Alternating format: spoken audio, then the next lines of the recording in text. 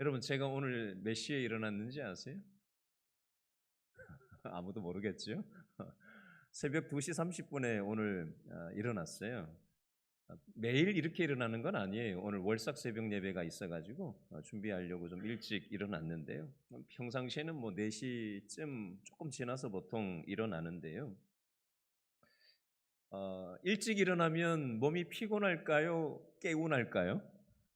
당연히 피곤하죠. 예. 사람 몸은 똑같은데요. 그죠? 잠이 모자라고 육신이 피곤하면 어 이 목사라도 그 예배하는 걸 쉬고 싶은 마음이 들 때가 있을까요? 없을까요? 분위기 보니까 있을 것 같지 않습니까? 여러분 우리는 피곤하면 좀 쉬고 싶은 마음이 누구라도 있는 거예요. 누구라도 예외 없어요. 사람은 다 거기서 거기에요. 크게 다르지 않습니다. 본성은 육신은 한계가 있잖아요.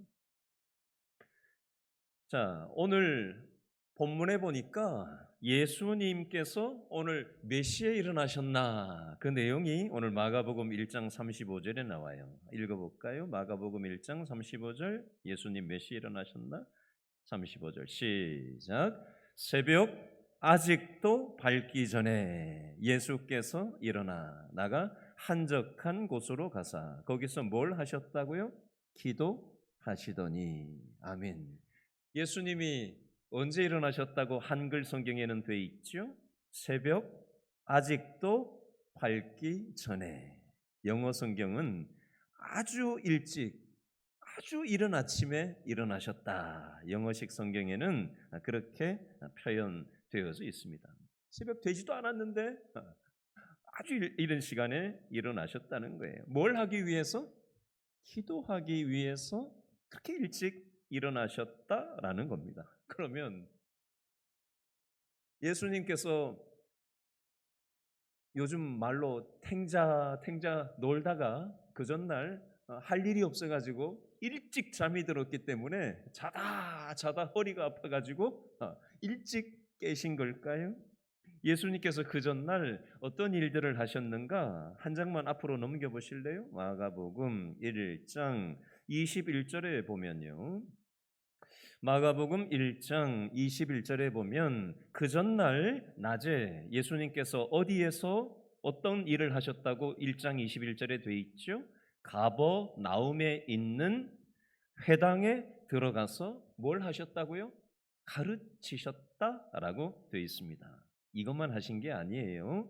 자, 1장 23절에 보면 예수님이 회당에서 뭘 하셨다고 되어 있죠? 더러운 귀신 들린 사람을 어떻게 했다고 돼 있어요? 쫓아내셨다라고 돼 있습니다. 여러분 귀신 쫓아내 보셨어요? 귀신 들린 사람 보셨습니까? 그 사람 놓고 한번 붙어가지고 기도해 보신 경험 있으세요? 그게 대본 나가는 게 아니거든요. 만만한 일이 아니란 말이에요. 물론 예수님이니까 권세가 있으니까 한 방에 나갔겠지만 우리가 사람들하고는 다르겠지만 그죠? 귀신 들린 미쳐 날뛰는 사람을 예수님께서 쫓아내시는 일을 지금 낮에 하셨다라고 돼 있어요. 그것만 한 게 아니죠. 자, 마가복음 1장 29절 30절에 보니까 30절에 보면 시몬의 장모가 열병으로 누워 있는데 그 열병을 깨끗하게 낫도록 치유해 주셨다라고 돼 있어요. 이것만 있는 게 아니에요. 32절에 보니까 언제? 마가복음 1장 32절 언제? 저물어 해질 때에 누구를? 모든 병자와 귀신 들린 자를 예수님께 데리고 오매 이 각종 병든 사람들을 고쳐주시고 많은 귀신을 내쫓으시는 일을 하루 온종일 예수님이 하셨어요. 뭐 예수님께는 뭐 식은 죽 먹기겠지만 그래도 하루 종일 가르치시고 치유하시고 귀신을 내쫓고 또 해질 때 또 수도 없는 병자들을 고치시고 수도 없는 귀신 들린 사람들을 다수를 고치시는 일이 예수님은 신성도 가지고 계셨지만 예수님은 인간과 똑같은 인성도 가지고 계신 분이셨기 때문에 우리처럼 피곤함을 느끼셨다는 겁니다. 예수님은 신성만 있는 게 아니었어요. 인성도 가지고 계셨기 때문에 똑같은 피로도를 느꼈을 것으로 보여집니다. 그리고 나서 그 다음날 새벽 아직도 밝기 전에 예수님께서 일어나셔서 뭘 하고 계신다고요? 오늘 본문 35절에 보니까 기도하고 계신 거예요. 할 일 없어서 자다 허리뼈가 아파가지고 일찍 깬 게 아니에요. 얼마나 피곤하셨겠냐는 거예요.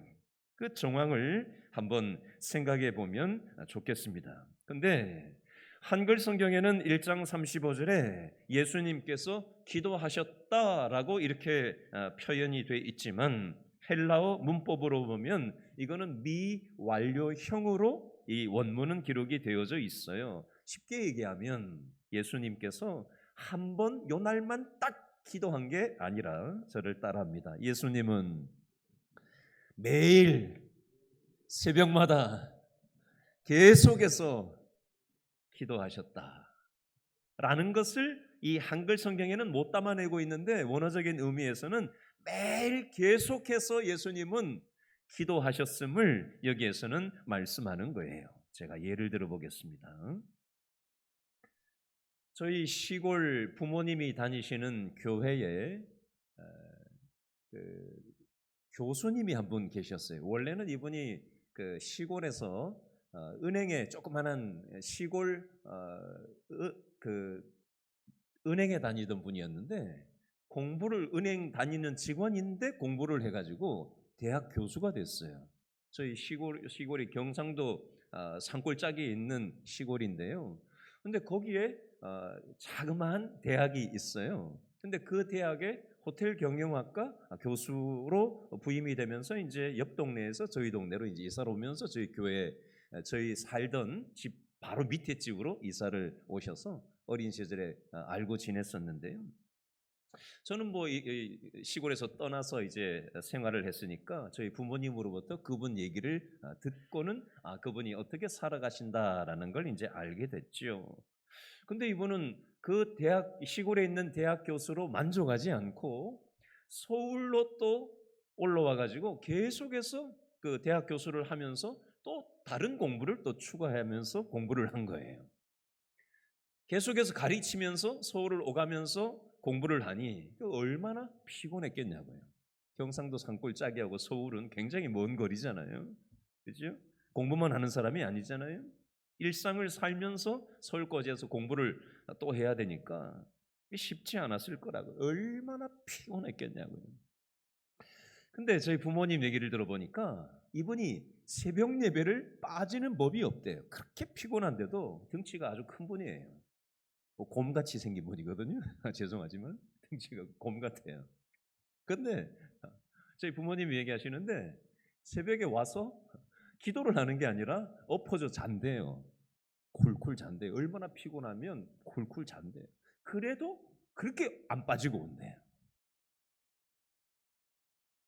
저희 부모님이 그분 흉을 보시는 게 아니라 저렇게 피곤한데도 저렇게 하나님 앞에 기도하려고 하는 그 자세를 칭찬을 항상 하시더라고요. 그분이 학위를 또 추가해서 따가지고 서울의 경희대학교 교수로 와 있어요. 근데 그분이 거기서 끝나지 않고 또 목사 안수까지 받았어요. 그래서 경희대학교 안에 있는 그 채플실에서 또 목회도 하면서 교수 생활도 해요. 지금은 사랑의 교회, 강남 사랑의 교회에서 교수들이 그 교회에 얼마나 많겠어요? 그 교수회의 회장이 돼가지고 열심히 신앙생활 하시는 교수님이자 목사님으로 그렇게 사역을 하시더라고요. 우리는 바쁘다는 핑계를 대고 시간이 없어서 기도할 시간이 없어, 말씀 볼 시간이 없어 이렇게 하면서 바쁘다는 핑계로 더 중요한 것들을 밀쳐두는 경향이 있습니다. 종교개혁자인 루터는 바쁘면 하나님을 잃어버릴까봐 더 많이 기도했다라는 말이 있습니다. 바쁘면 내가 너무 바빠서 하나님을 잃어버리고 정신없이 바쁘게 살다가 하나님을 잃어버릴까봐 더 많이 기도했다라는 겁니다. 성경에 다윗 하면은 모르는 사람이 없잖아요. 교회 안 다니는 사람도 다윗 하면 다 알잖아요. 다윗도 성경에 보니까 새벽을 깨우리로다라는 말씀이 나와요. 여러분, 새벽을 어떻게 시작하느냐가 삶의 향방을 다르게 한다라는 것입니다. 저를 따라하시죠. 기도하면 내가 가장 먼저 달라집니다. 우리는 기도하면 저 사람 좀 바뀌게 해주세요. 보통 이렇게 기도하죠. 그죠? 기도하면서 이 문제가 좀 바뀌게 해주세요. 저 사람 좀 내 눈앞에서 치워주세요. 우리 보통 이런 기도 좀 하지 않습니까? 근데 제대로 기도하면요, 다른 사람 달라지기 전에 누가 달라져야 맞는 거예요? 내가 달라지는 게 제대로 된 기도예요. 기도하다 보면 내 눈이 먼저 달라져요. 상대방이 달라지는 게 아니라 상대방을 보는 내 눈을 하나님이 바꾸신다고요. 다른 사람을 보는 나의 생각을 먼저 하나님이 바꾸세요. 다른 사람을 보는 나의 마음의 그릇을 하나님은 바꾸십니다. 다른 사람에 대해서 말하는 나의 언어를 하나님은 먼저 바꾸세요. 다른 사람을 보는 대하는 나의 행동을 하나님은 먼저 바꾸시기를 원하십니다. 여러분, 기도는 하나님하고 따라합니다. 기도는 하나님을 만나서 대화하는 겁니다. 기도는 나의 사정을 하나님께 아뢰는 것이기도 하고요, 하나님의 뜻을 아는 시간이기도 하고요, 하나님이 나한테 뭐라고 말씀하시나 듣는 시간이기도 합니다. 성경 창세기의 야곱은 야복 강가에서 하나님을 만났어요. 모세는 시내산에, 오늘 모세전도회가 특송을 하셨는데 모세는 시내산에서 하나님을 만났어요. 엘리야 선지자는 갈멜산에서 하나님을 만났습니다. 하나님을 만날 때 삶의 지혜가 나오는 것이고요, 세상을 살아갈 힘과 용기를 공급받게 되는 것입니다. 불투명한 나의 미래에 길이 보이게 되는 것입니다. 얽힌 문제가 풀려 나가게 되는 거예요. 하나님을 만나야 위로를 얻게 되는 겁니다. 세상이 알 수도 없고 줄 수도 없는 평강과 큰 기쁨을 하나님께서 기도하는 사람에게 공급하시기를 원하세요.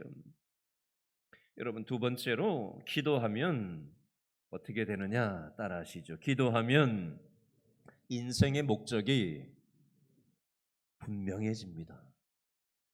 많은 사람들이 무엇을 위해서 왜 살아야 되는지 불투명해요. 그래서 닥치는 대로 살고 내키는 대로 살고 내 생각대로 살고 내 고집대로 살려고 드는 경향이 있습니다. 그런데 기도를 제대로 하면 할수록 내 생각, 내 마음대로 이렇게 살아가는 게 아니라 하나님이 보여주시는 그 믿음의 방향성을 가지고 우리의 삶을 살아가게 되더라는 것입니다. 오늘 마가복음 1장 36절 말씀에 보니까 예수님이 새벽에 일어나서 기도하던 중에 제자들이 36절에 보니까 시몬과 및 그와 함께 있는 자들이 예수의 뒤를 따라가서 예수님을 만나서 이르되, 뭐라고 얘기를 하고 있어요? 37절에 보니까 모든 사람이 주를 어떻게 한다? 찾나이다. 예수님 여기 계셨네요. 사람들이 지금 예수님 찾고 계신데 지금 뭐 하세요? 빨리 같이 가시죠. 지금 저 병든 사람들이 예수님께 고쳐달라고 와 있습니다. 귀신 들린 사람 고쳐주셔야 되지 않아요? 라고 빨리 같이 가십시다 라고 예수님을 찾아가지고 이 제자들이 얘기를 하는 장면이 나옵니다. 자, 이때 예수님께서 어떻게 반응을 하셨을까요? 38절 다 같이 읽겠습니다. 38절 시작. 이르시되 우리가 다른 가까운 마을들로 가자. 거기서도 전도하리니 내가 이를 위하여 왔노라 하시고. 자, 예수님께서 제자들이 하자는 대로 했습니까? 거절했습니까? 제자들의 청을 거절하고 있어요. 어지간한 사람 같으면요, 지금 예수님의 지지율이 거의 천정을 뚫고 지나갈 정도로 지지율이 100%에 가깝습니다. 많은 사람들이 그냥 예수님 어디 계시냐고, 내 병 고쳐야 되냐고 사람을 그냥 막 데리고 오고 막 난리가 났어요. 예수님이 인기가 그냥 천정을 뚫고 올라갈 정도가 됐어요. 그래서 예수님 빨리 가셔서 예수님을 찾는 사람들을 도와주셔야 되지 않습니까? 라고 하는데 예수님께서는 나는 병 고치러 이 땅에 온 게 아니라고 말씀하세요. 나는 귀신을 쫓아내는 것을 위해서 사람의 몸을 입고 이 땅에 오지 않았다라고 말씀하십니다. 그러면 예수님은 어떤 목적을 위해서 이 땅에 왔다라고 분명한 삶의 방향을 말씀하시는 걸까요? 그게 38절이에요. 우리가 다른 가까운 마을들로 가자. 거기서 뭐 하려고? 전도하기 위해서 내가 이 땅에 왔다. 복음을 전하기 위해서. 내가 이 땅에 온 것은 죄로 인해서 죄 바이러스로 감염돼서 답이 없는 이 땅의 사람들에게 죄 문제를 해결하고 천국 소망을 선포하기 위해서 이 땅에 왔음을 예수님께서 38절과 39절에서 말씀하고 있습니다. 분명한 것을 말씀합니다. 저를 따라하시죠. 기도하는 사람은 분명한 목표의식과 분명한 사명을 가지고 살아갑니다. 여러분, 기도 안 하면요 항상 내 중심이에요. 뭐라고 얘기를 하는데 가만 보면 내 중심적인 생각이에요. 마음을 쓰는데 내 입장만 자꾸 얘기해요. 상대방의 입장, 다른 사람을 배려하고 하나님이 원하시는 게 뭔가를 잣대로 보기보다 내가 원하는 거, 내가 이루고자 하는 거, 그게 항상 중심 초점이에요. 말과 생각과 모든 기준이 다 거기에 맞춰져 있습니다. 그래 기도하다 보면 하나님이 원하시는 게 뭔가, 하나님이 이 상황에서 어떻게 결정하기를 원하시는가, 하나님께서 지금 무엇을 하기를 원하시는가를 관심을 갖게 되어져 있습니다. 저는 이 대목을 가만히 돌아보면서 우리 길신교회 성도들 중에 몇몇 분의 얼굴이 딱딱딱 떠오르는 분이 있었어요. 최근에 하나님의 말씀을 들려져 가지고 여러분 주일날 와서 설교 듣는다고 똑같은 상태로 다가오는 거 아니거든요. 똑같은 말씀을 전해도 어떤 분은 눈물을 줄줄줄줄 흘리면서 은혜 받는 분이 있고요. 어떤 분들은 졸다 가시는 분들이 있어요. 맨날 졸다 가시는 분도 있고요. 아예 마음을 열지 않고 오자마자 그냥 자려고 태도를 취하는 사람이 있고요. 오늘 나에게 하나님이 뭐라고 말씀하시려고 하는가 들으려고 하는 활짝 열리는 영적 태도를 가지고 하나님 나에게 말씀해 주십시오. 하나님이 말씀하시지 않으면은 내가 살아갈 수 없습니다. 이 마음을 가지고 태도를 취하는 영혼들이 있어요. 근데 최근에 하나님의 은혜를 깨닫는 분들이 딱딱딱 생각이 저한테 났다는 얘기입니다. 우리 성도들 중에 몇몇 분들이, 눈에 띄는 분들이. 근데 이분들의 특징을 보면 나 중심적인 삶을 기존에는 살아가다가 하나님의 말씀이 들려지고 또 하나님의 뜻대로 살고 싶어 하고 내 문제가 아닌 다른 사람의 필요를 채워주려고 하고 하나님이 기뻐하시는 삶을 살아가려고 하는 삶의 태도로 변화되는 모습들을 제가 공통적으로 보게 되더라는 것입니다. 여러분, 기도하면 인생이 변화되게 돼 있어요. 가치가 변하고 생각하는 게 변하고 태도가 변하고 언어가 바뀌게 되어 있습니다. 하나님께서는 기도하는 사람들을 통해서 우리의 주위를 밝게 만들기를 원하시고 소망이 없는 자를 소망 있게 만드는 축복의 통로로 사용하기를 원하세요.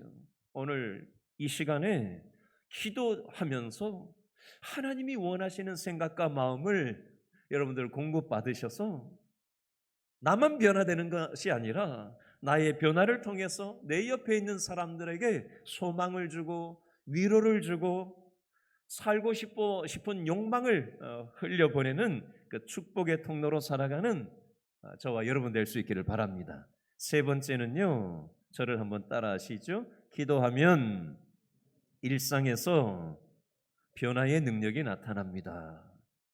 예수님께서 기도하시고 일상 속에서 변화의 능력이 나타나는 모습이 39절 말씀에 오늘 나와요. 마가복음 1장 39절을 한 번 더 읽어볼까요? 39절 시작.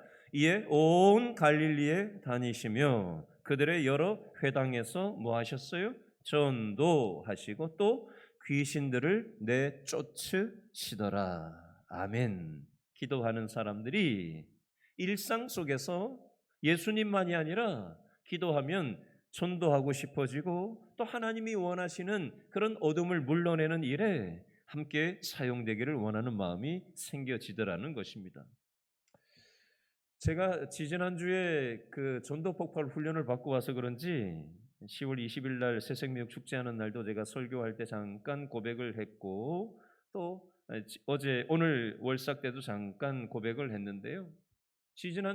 지난주 목요일이군요. 지난주 목요일 날 요 앞에 공원에 나갔었어요. 80세 되신 정세웅이라는 남자 어른을 무궁화 공원 길동에 있는 공원에서 만났는데 이분은 4일에서 7일은 부인하고 막내딸 83년생이 사는 여기 동네 길동에 있는 아파트에 왔다가 한 달 동안은 경북 울진에서 지내기를 수년 동안 그렇게 오가면서 지내시는 분이에요. 부인이 15년 전에 혈관 쪽 문제가 생기셔서 거동하기가 되게 불편하신 그런 상태고 딸이 결혼을 하지 않은 채 그 어머니를 15년 동안 83년생인데 막내딸이 지금 15년째 막내딸이 모시고 있어요. 딸이 서울대학을 나왔다고 하더라고요. 근데 그걸 다 내팽개치고 엄마만 돌보고 있어요. 83년생이 지금 15년째 돌보고 있어요. 이 남자분한테 제가 살아온 얘기를 쭉 한 시간 정도 들어드렸어요. 제가 일방적으로 복음을 전하기보다 다 들어드렸어요. 그리고 약속 장소로 갈 때 같이 걸어가면서 얘기를 마저 해도 되겠냐고 하면서 길동교회 옆에 있는 식당까지 함께 길동 시장 지나서 거기까지 가서 잠깐 얘기를 하고 식당 앞에 약속된 시간이 다 돼서 헤어지기 전에 제 전화번호를 적어드리고 혹시 성함과 전화번호를 제가 받을 수 있습니까? 했더니 정세웅이라고 하면서 전화번호까지 교환을 했습니다. 3주 뒤쯤에 다시 서울에 올라오실 거예요. 제가 기다렸다가 연락이 없으면 한번 전화 드려볼 생각입니다. 부인은 옛날에 교회를 다닌 적이 있었다고 하더라고요. 세례도 받은 부인이라고 하셨어요. 본인도 안 가본 눈치는 아니에요. 제대로 다니신 것 같지는 않고요. 정세웅 씨입니다. 기도해 주세요. 어제 전도를 하러 다시 나갔다가 90세 되신 남성과 97세 되신 여성분을 두 분을 만났습니다. 각각. 97세 되신 분은 옥수동에 있는 통합측 신일교회라고 있어요. 제가 99년도, 98년도에 그 교회를 통합측 교회인데 찬양 집회가 있어서 거기 한번 갔던 교회더라고요. 은퇴한 권사님인데 5남매가 6남매가 다 교회 다니는데 그 교회를 다니는데 5남매가 아들이 5명인데 다 그 교회를 다니는데 다니다가 요즘 몸이 거동이 불편해서 못 나가신다고 그냥 집에만 있다고 얘기를 하시더군요.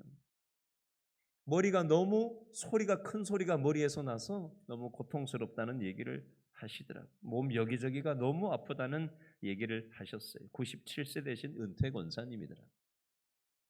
공원에 앉아서 얘기를 듣고 기도하는데 아멘, 아멘 이렇게 처음에는 교회 안 다니는 분인 줄 알았는데 얘기를 하는 걸 보니까 은퇴 권사님은 제가 기도를 하는데 아멘, 아멘 이렇게 열심히 따라하시고 기도도 같이 나누셨어요. 여러분 우리는 약하지만 저는 약하지만 기도하면 여러분 목사라고 해서 전도하는 거 쉬운 거 아니에요. 저도 굉장히 부담돼요. 근데 하나님이 하라고 하시니까 기도하면서 하나님이 누구를 만나게 하시려나 하고는 나가는 겁니다. 근데 나는 연약하지만 기도하면서 순종하면 하나님께서 만날 만한 사람을 만나게 하시고 하나님의 은혜의 통로로 쓰이는 기쁨을 돈 맛보다 또 다른 하나님이 주시는 은혜를 경험할 수 있게 되는 것입니다. 월드비전이라고 하는 단체가 있어요. 우리 교회 김혜영 집사님이 월드비전의 북한 팀장으로 지금 일하고 계신데요. 이 월드비전이라고 하는 이 세계적인 단체는 한 사람의 기도로부터 시작된 단체예요. 바피어스라는 목사님이 계신데 이분은 처음부터 목사님이 아니었고 원래 사업을 하던 비즈니스맨이었습니다. 사업을 하려고 먹을 것이 없는 가난한 나라로 출장을 갔는데 아이들이 먹을 것이 없어가지고 줄을 서서 밥을 배급받아 먹는 장면을 옆에서 지켜보게 됐는데 그 줄이 1km 이상, 1000m 이상 밥을 얻어 먹으려고 아이들이 줄을 서 있더래요. 그걸 이렇게 보고 있는데 아이들이 중간중간에서 툭 쓰러지더래요. 그래서 애가 밥을 못 먹어서 힘이 없어서 쓰러지는가 보다 했는데 쓰러지고 다시 일어나지를 않더래요. 쓰러져서 죽어버리더래요. 그 모습을 보면서 충격을 받았대요. 그래서 이분이 기도를 하면서 그 안타까운 사정을 놓고 하나님 앞에 기도하던 중에 내가 이 일을 하면서 살아야 되겠다라는 사명을 하나님께서 주셔서 자기가 자기의 모든 비즈니스를 사업을 접고 미국으로 돌아가서 아이들의 식량 마련을 위해서 기금을 모으기 시작했고 이 일을 보다 더 전문적으로 할 수 있기 위해서 내가 목사가 되어야 되겠다 해서 목사가 된 사람이에요. 그래서 이 월드 비전이라고 하는 단체가 생기게 됐고 지금 전 세계에 수백만 명의 아이들에게 음식을 공급하는 그런 사역을 전 세계적으로 이 월드 비전이라는 단체가 감당을 하고 있게 된 것입니다.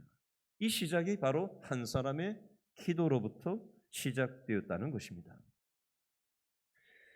우리나라에서도 지금으로부터 한 20여 년 전에 1995년에 미국에서 마을회관에서 동네 사람들을 모아놓고 기록 영화를 하나 보여줬대요. 그 기록 영화는 어떤 영화였냐면 우리나라 6.25 전쟁 때 아이들이 부모가 다 죽고 고아가 된 아이들이 전쟁 고아들이 우리나라가 많았잖아요. 이걸 아는 분도 있고 그런 일이 있었냐 하는 분도 있겠지만 전쟁 고아들이 우리나라 6.25 전쟁 이후에 많이 있었단 말이죠.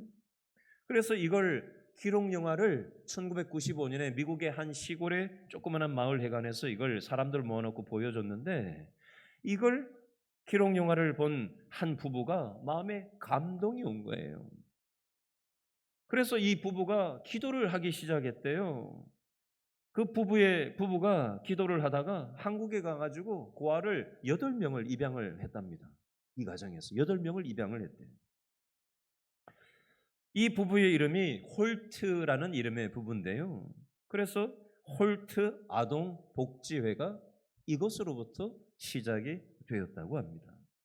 한 사람의 기도, 한 부부의 기도로부터 하나님께서 그들에게 사명을 주시고 그 일들을 통해서 하나님의 일들이 일어나더라는 것입니다. 여러분 잘 아시는 천지창조라고 하는 곡이 있습니다. 천지창조. 하이든이라는 작곡가가 천지창조를 작곡을 했는데요. 기도하면서 이 천지창조라는 곡을 작곡을 하게 되었다고 합니다. 어느 날 어떤 평론가가 이 하이든한테 물어봤대요. 당신은 어떻게 그렇게 초인적인 열정으로 창작을 하고는 금방 그렇게 회복하는데 그 비결이 뭡니까? 라고 질문을 했더니 이 하이든이 이렇게 대답을 했다고 합니다. 제가 살고 있는 집에 골방이 있는데 저는 작곡하다가 지칠 때 영감이 떠오르지 않을 때마다 그 골방에 들어가서 하나님께 기도를 드립니다. 이렇게 대답을 했대요. 러시아의 톨스토이는 기도할 때 힘을 얻었지만 기도를 중지할 때 힘을 잃었습니다. 라고 고백을 했다고 합니다. 제가 어느 집사님 신방을 사업장에 식당에 갔는데 이 집사님이 목사님 이거 좀 보세요. 그리고 이리 와보세요. 그래서 왜요? 뭐가 있어요? 그랬더니 식당의 한쪽 구석으로 가서 문을 이렇게 여는 거예요. 이 뭐예요? 그랬더니 제가 기도하는 골방입니다. 식당인데 창고 같은 조그마한 쪽방인데 거기 들어가니까 성경책도 하나 갖다 놓고 이렇게 기도할 수 있는 기도 의자도 갖다 놓고 조그마한 공간인데도 기도할 수 있는 환경을 만들어 놨다. 그래서 짬만 나면은 여기 와서 하나님 앞에 기도하는 공간입니다. 이렇게 소개하는 분이 계셨어요. 얼마 전에 우리 교회 권사님 신방을 대신방을 갔더니 멀리 사셔서 새벽은 우리 교회에 나오지 못하지만 목사님 제가 여기 이 방에서 제가 기도하는 골방입니다 하면서 진짜 기도하는 그 모습을 제가 해보라고도 안 했는데 두 손을 모으고 진짜 기도하는 폼을 잡고는 또 이렇게 하더라고요. 진짜 하도 쑥다리 되셔가지고 두 손을 모으고 중얼거리면서 기도하는 것이 새벽마다 교회를 위해서 또 부족한 목사를 위해서 성도들을 위해서 나라와 민족을 위해서 기도하는 그 권사님의 진심이 저한테 느껴지더라고요. 여러분, 저와 여러분들은 선한 것이 없는 연약하기 짝이 없는 존재입니다. 제가 오늘 처음에 들어오자마자 이렇게 기도했어요. 하나님, 저를 불쌍히 여겨주십시오. 하나님이 은혜 베풀어 주시지 않으면 저는 아무것도 할 수 없습니다. 제가 한 3번 그렇게 반복해서 오자마자 앉아서 그 기도 아까 했던 것 같아요. 여러분, 우리에게는 선한 것이 없습니다. 우리가 하나님 앞에 믿음으로 기도할 때 하나님께서 내 생각, 내 마음을 걷어내시고 기도하는 사람들에게 하나님의 생각과 하나님의 심장을 하나님은 심장이식 시켜주시는 겁니다. 오늘 기도하는 이 시간이 우리의 생각과 우리의 못돼 먹은 본성을 비워내고 하나님의 심장으로 심장이식 받는 이 시간이 될 수 있기를 바랍니다. 이 시간 아까 했던